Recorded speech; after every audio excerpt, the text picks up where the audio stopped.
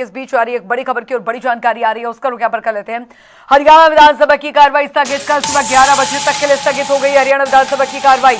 बड़ी खबर आपको बता दें, हरियाणा विधानसभा की कार्रवाई स्थगित, कल सुबह 11 बजे तक के लिए कार्रवाई स्थगित हो गई है। विधानसभा के तीसरे दिन कई मुद्दों पर गहमा गहमी हुई है। बड़ी खबर आपको बता रहे हैं, बड़ी जानकारी इस बीच आ रही है। आईडीएफसी घोटाले की पूरी राशि हुई रिकवर, मुख्यमंत्री की तरफ से बयान दिया गया। पेंशन कटने के मुद्दे पर सदन में हंगामा हुआ है। बजट सत्र से जुड़ी बड़ी खबर, कांग्रेस के आरोपों को सीएम सैनी ने अफवाह बताया है। अभिभाषण पर चर्चा के दौरान भी हंगामा हुआ, ये इस वक्त की बड़ी खबर आपको बता दें। बजट सत्र से जुड़ी आ रही बड़ी खबर, सवाल उठाने पर सत्ता पक्ष ने विपक्ष को घेरा। हरियाणा विधानसभा की कार्रवाई स्थगित कर दी गई है, बड़ी खबर आपको बता दें।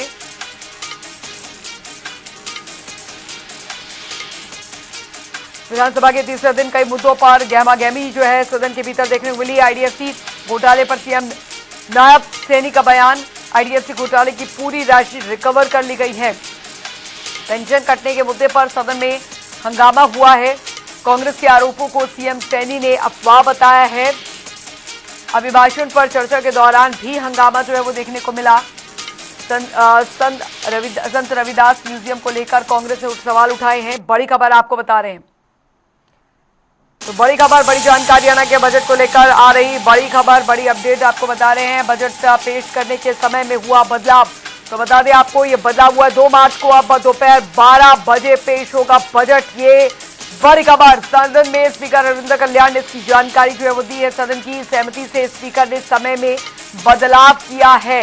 पहले सुबह 11 बजे पेश होना था बजट, लेकिन अब इसमें समय में परिवर्तन किया गया। अवकाश के बाद 2 मार्च को कार्रवाई जो है वो शुरू होगी। वरिष्ठ संवाददाता पवन सिवर हमारे साथ इस बीच जुड़ गए हैं ज्यादा जानकारी के साथ। पवन, फिलहाल ये 2 बड़ी खबरें क्योंकि आ रही है, आज कई मुद्दों को लेकर गहमागहमी सदन के भीतर देखने को मिली और फिलहाल सदन जो है कल तक के लिए स्थगित कर दिया गया है। जी बिल्कुल, हरियाणा विधानसभा के बजट सत्र के आज जो तीसरे दिन की कार्रवाई थी वो आज स्थगित हो चुकी है। कल यानी चौथे दिन की जो कार्रवाई है वो 11 बजे प्रश्नकाल के साथ शुरू होगी और आज का जो सदन की जो कार्रवाई है वो खत्म हुई है। लेकिन इसमें जो महत्वपूर्ण जानकारी है वो ये भी है कि जो बजट हरियाणा का 2 मार्च को पेश होना है वो 11 बजे की बजाय अब 12 बजे पेश होगा। चूँकि विधानसभा के अध्यक्ष रविंद्र कल्याण ने सदन की सहमति से इस समय में बदलाव किया है। स्पीकर ने कहा कि 2 मार्च को अवकाश के बाद सेशन शुरू होना है और कुछ सदस्य काफ़ी दूर से जो है वो आते हैं, इसी के चलते उनकी समय में बदलाव की मांग है और इसी के चलते सदन की सहमति से बजट पेश करने की जो समय है वो बदला गया है और 12 बजे का समय जो वो तय किया गया है। इस वक्त आप विधानसभा सचिवालय के बाहर की जो गहमा गहमी है वो देख रहे हैं, किस तरीके से जो है वो यहाँ पर तमाम जो सदस्य हैं वो लगातार यहाँ से अब निकल रहे हैं और सदन की जो कार्रवाई है वो स्थगित जो है वो हो चुकी है।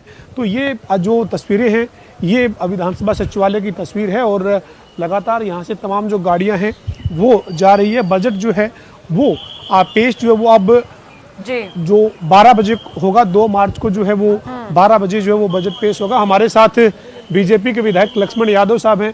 यादव साहब, जो बजट है वो अब 12 बजे पेश होगा, समय में सदन की सहमति से थोड़ा बदलाव किया गया है, क्या किस तरीके के बजट की उम्मीद करते हैं और सदन में आज जो वक्त बदला गया है उसको लेकर स्पीकर साहब ने जानकारी दी है। हमारे साथ कंवर सिंह यादव साहब भी है। सर, बातचीत क्या किस तरीके से बदलाव हुआ है सर समय में? देखिए, उससे पहले दिन फाग गए, जुलंडी जिसको बोलते हैं, तो लोग घरों में रहेंगे तो आने में भी समय लगेगा सदन में, तो इसलिए 11 की बजाय 12 बजे बजट का वो रखा है। और दूसरा ये है कि इस बार का बजट अलग से हरियाणा के अग्रणीय चलाने के लिए बेहतरीन बजट होगा, क्योंकि लोगों से 2-3 महीने तक आदरणीय मुख्यमंत्री नायब सैनी जी ने संपर्क साधा है कि किन लोगों की, किस वर्ग की क्या क्या डिमांड है। उसके आधार पे इस बार बजट आपको देखने को मिलेगा। पहले भी आदरणीय मनोहर लाल जी भी ऐसे ही करते थे, लेकिन आज एक लंबी फहरिस्त है कि जिसमें लोगों ने अपने सुझाव भेजे हैं बजट को लेके, तो उसी को लगता है कि ये हर वर्ग का बजट आने वाला है, महिला हो, युवा हो, किसान हो, उद्योगपति हो, चाहे व्यापारी हो, कर्मचारी हो, मजदूर हो, तो सबको मिला के बजट आने वाला है। आज की जो कार्रवाई थी उसमें आपने शून्यकाल में भी अपनी बात रखी, रेवाड़ी के मुद्दे को जो है वो आपने अपने विधानसभा क्षेत्र के मुद्दे को सदन में रखा। इसके बाद आपने जो है वो राज्यपाल के अभिभाषण पर चर्चा के दौरान शेर और शायरी के जरिए जो है वो मुख्यमंत्री की जहां आपने तारीफ की, आपने कहा कि झुक झुक कर मुख्यमंत्री को आज जो वो राम राम करता हूं। क्या किस तरीके का वो संदर्भ जब आपने वो शायर संदर्भ ये था कि देखिए हमारी 11.5 साल की जो सरकार रही, तो मैंने गरीब कल्याण को समर्पित ये सरकार रही, चाहे वो केंद्र सरकार की आदरणीय मोदी जी की सरकार है, चाहे यहाँ नायब सैनी जी की सरकार है। निरंतर आप देख रहे होंगे जो गरीब कल्याण के काम हमने किए, मैंने उन्हीं पे चर्चा की है। निरंतर लगातार महिलाओं को किस तरह से लखपति दीदी बनाने का था, महिलाओं को लाडो लक्ष्मी योजना 2100 रुपये देने का था, चाहे महिलाओं के लिए आप देखेंगे थाने अलग से खोलने का था, चाहे महिलाओं के लिए अलग से रिलैक्सेशन जो हमारी सरकार ने अनेक योजनाओं के अंतर्गत दिया है, जैसे सेल्फ हेल्प ग्रुप है, उनको भी काम देने का काम किया है। तो महिलाओं को चाहे आप आरक्षण की बात करें, उनमें भी महिलाओं को आगे बढ़ाने का काम किया है। तो उसके साथ साथ हमारे अनुसूचित जाति के लिए हमने क्या किया है, किसान के लिए हमने क्या किया है, तो आम गरीब आदमियों के लिए ये सरकार समर्पित रही है 11.5 साल। ये आज की कार्रवाई में जाते जाते तीखी नोकझोंक हुई। जो कांग्रेस का आज विरोध प्रदर्शन था मुख्य गेट पर, उसको लेकर कहा गया कि ये सदन की गरिमा के लिए ठीक नहीं था, मुख्य गेट का रास्ता रुक गया, मुख्यमंत्री को या मंत्रियों को या बाकी सदस्यों को दूसरे गेट से जाना पड़ा। आप किस तरीके से देखते हैं जो आज आखिर के पलों में जो तीखी नोकझोंक हुई है? देखिए सब मीडिया इवेंट था ये, और मैं ये समझता हूँ कि आप चुने हुए प्रतिनिधि हैं, जनता ने आपको इस मंदिर में भेजा है, उन व्यवस्थाओं को सबने ही करना चाहिए, चाहे पक्ष हो चाहे विपक्ष हो चाहे दूसरे अन्य लोग हों। भाई ये प्रदर्शन गेट के ऊपर ठीक नहीं है, आप प्रदर्शन बाहर करो। जब भी मीडिया कवरेज उतनी ही करता है तो ये मुझे लगता है कि ये उल्लंघन है। आपने पिछले दिनों देखा जब अभय चौटाला जी आए थे ट्रैक्टर लेके, तो उनको भी अंदर नहीं आने दिया था, क्योंकि ये व्यवस्था की बात है, नहीं तो कल कुछ और हो जाएगा। तो इसलिए आज, और मुझे बड़ा दुख हुआ इस बात का ये सुन के, मुख्यमंत्री अपनी लिफ्ट से ना आके पंजाब वाली जो साजे की लिफ्ट है उससे आना पड़ा, तो हम लोगों को भी 20-25 मिनट आधा घंटा बाहर खड़ा रहना पड़ा। तो ये जरूरी नहीं है, प्रदर्शन आप बाहर भी कर सकते हो, आप प्रजातंत्र में मर्यादाओं में रह के ही आप प्रजातंत्र की रक्षा कर सकते हैं, अन्यथा नहीं। हमारे साथ बीजेपी के रेवाड़ी से जो विधायक हैं लक्ष्मण यादव, ये बातचीत कर रहे थे। ये कह रहे हैं कि आज जो कांग्रेस का विरोध प्रदर्शन था, उस विरोध प्रदर्शन के चलते जो है वो असुविधा हुई है और इस तरीके से विरोध प्रदर्शन जो है वो नहीं होना चाहिए था। इसको लेकर आज सदन में भी तीखी नोकझोंक हुई है। हरविंदर कल्याण जो विधानसभा के अध्यक्ष हैं, उन्होंने भी ये कहा है कि ये सदन की गरिमा के लिए ठीक नहीं था और इस तरीके का विरोध प्रदर्शन गेट पर नहीं होना चाहिए था, इसको सीमा में रहकर जो है वो किया जाना चाहिए था। और सदन में मुख्यमंत्री नायब सिंह सैनी ने भी ये कहा है कि अगर कांग्रेस को जो बात रखना चाहते हैं वो सच नहीं है, लेकिन अगर वो अपने गुबार निकालना चाहते हैं तो चंडीगढ़ में 25 सेक्टर में वो अपना विरोध प्रदर्शन जो वो कर सकते हैं। हमारे साथ महेंद्रगढ़ से बीजेपी के विधायक कंवर सिंह जी है। सर, आज की कार्रवाई में कई बार सत्ता पक्ष और विपक्ष के बीच में तीखी नोकझोंक हुई। राज्यपाल के अभिभाषण पर चर्चा के दौरान जब उपलब्धियां बताई जा रही थी तो खामियां विपक्ष बता रहा था। किस तरीके से देखते हैं सर आप? देखिए, मैं आपके चैनल के माध्यम से इतना कहूँगा, महामहिम राज्यपाल महोदय ने अपने अभिभाषण में इस विकसित हरियाणा के एक रोड मैप दिया है। आने वाले समय में भी कैसा हम हरियाणा चाहते हैं, इसकी अर्थव्यवस्था मजबूत हो, बेरोजगार बच्चों को ज़्यादा से ज़्यादा रोजगार मिले, किसान की आमदनी दुगनी हो, सिंचाई की व्यवस्था ठीक हो और इसके साथ महिलाओं का सशक्तिकरण हो। ऐसा बुनियादी ढांचा हम तैयार करें ताकि आने वाले समय में भी विकसित हरियाणा के माध्यम से ही हम विकसित भारत की कल्पना कर सकते हैं। विपक्ष कह रहा है कि विकसित हरियाणा की बात इस अभिभाषण में की गई है। विकसित हरियाणा, विपक्ष कह रहा है, आरोप लगा रहा है सदन में कि विकसित हरियाणा कहाँ है? बेरोजगारी बढ़ रही है, कानून व्यवस्था खराब है, भ्रष्टाचार के मामले सामने आ रहे हैं। वो ये कह रहे हैं कि क्या ये विकसित हरियाणा है? देखिए कि आपके चैनल से इतना कह सकता हूं कि इन 11 साल के दौरान एक भी भ्रष्टाचार का कोई आरोप लगा हो। बेरोजगारी की यदि बात करें तो इन 11 साल में सबसे ज्यादा बच्चे को रोजगार मिला है और बिना किसी भेदभाव के मिला है, बिना सिफारिश के आधार पर मिला है। एक ज़माना था जो सिफारिश के आधार पर बार बार लिस्ट बनती थी, लिस्ट फाड़ी जाती थी, लिस्ट बदली जाती थी। और इन 11 साल के दौरान जिस बात के लिए एसपीएससी के लिए उन्होंने सवाल उठाए, 11 साल के दौरान इनकी सरकार में 2005 से 14 तक 3600 नौजवानों को रोजगार मिला। हमारी सरकार ने 11 साल के दौरान 11,046 नौजवान बच्चों को रोजगार दिया। और उसमें आप देखेंगे तो इतनी ट्रांसपेरेंसी है, कोई ये कह नहीं सकता कि इसमें भेदभाव किया है, इसमें लिस्ट में नाम दिया है, किसी राजनीतिक परिवार का भी कोई बच्चा लगा हो।